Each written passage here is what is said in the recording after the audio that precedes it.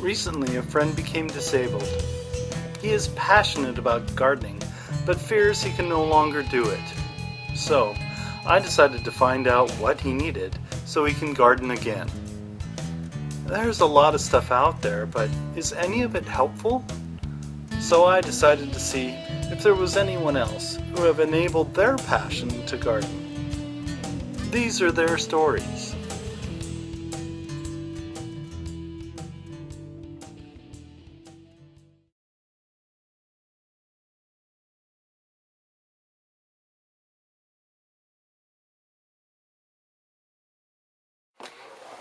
Welcome to my garden.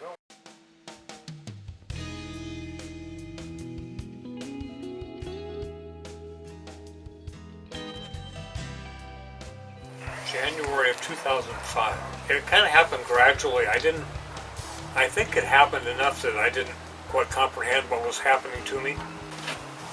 The first time I noticed anything was wrong, and I was carrying a water bottle with me because I had to drink a lot of water with my kidney stone situation. And I was carrying the water bottle in my left hand, and I was in the office and I dropped it. And I thought I was just kind of clumsy, and I couldn't pick it up with the left hand. Tried to type up some stuff for class, and I couldn't get, the left hand did not type. And I drove home, and I came in the house, and it was kind of obvious I wasn't quite normal. So Kathy and Julia, my daughter, took me over to Olympia, the ER. And they determined I had had a stroke. Yes, he has a big Nike swoosh on his right side on his CAT scans. And it looks just like a Nike swoosh, and it's completely gone on that side. And so right side will affect the left side. And so yes, the left side's completely gone.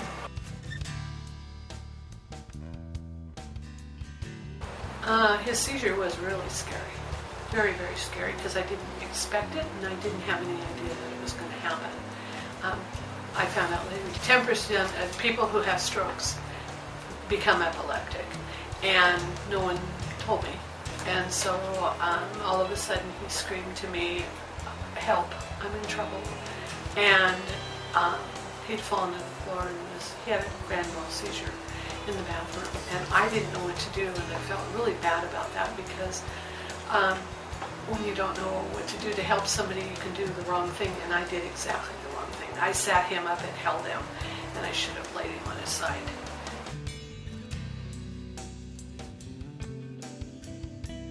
Prior to the stroke at my previous home, I had a fairly large yard with fruit trees and berries, and I gardened there.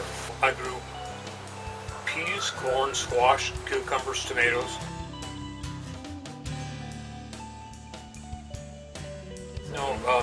Because I was in the yard a lot, and I could just, grab a pear and eat a pear, or grab some blueberries without worrying about them having chemicals on them, because if I didn't apply things, they were basically clean.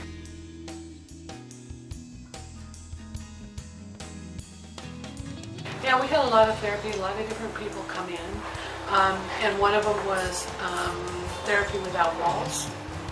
And they came in and looked to see what they could do to help. He was actually up and walking, but because of the stroke and the kind of stroke he had, there's an issue as far as his motivation to do anything, and he lost the motivation. It's really difficult when you have a traumatic brain injury. You never know what you're going to get.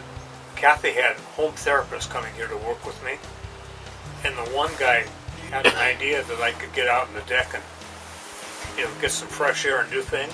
And he put a little wood strip down by the threshold, so that when I go outside, the wheels kind of catch on that, bounce up to the threshold, so I can exit the house.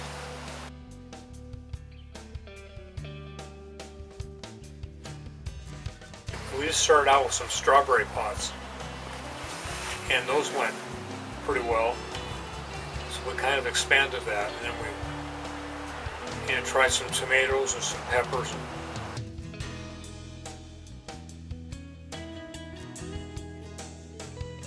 I have a couple books by a guy named Jerry Baker, who's kind of a gardener, and I've seen him on PBS. He does a lot of natural gardening things. I've got a book by Cisco Morris, who does TV shows out of Seattle. Gardening guides from like the 30s and 40s. And back in those days, people used regular household items, they would repurpose for garden use.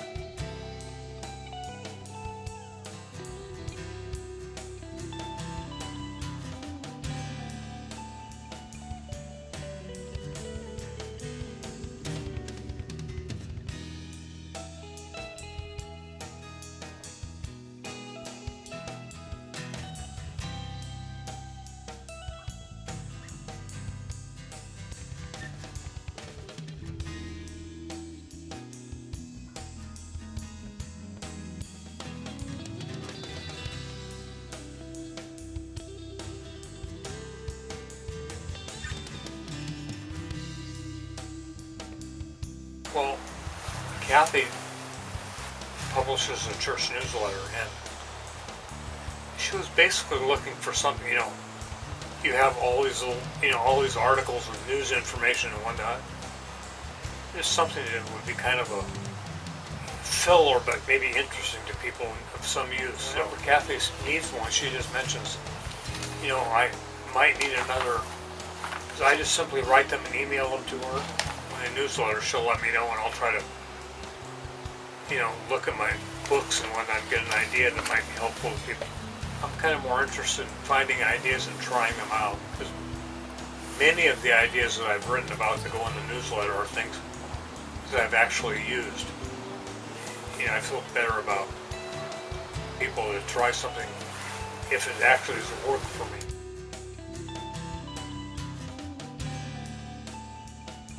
Well, it would kind of depend on, a variety of things, but just even trying different plants, as an experiment. I'd probably try to get into something like cucumbers, maybe.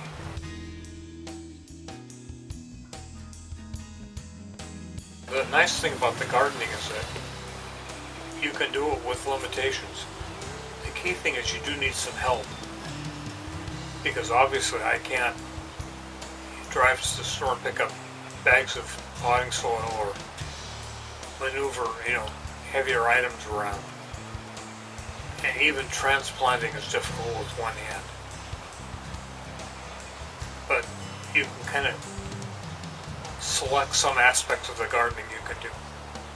But a lot of it is, again, a little bit trial and error. So you kind of have to figure out a way to do things, the best you can.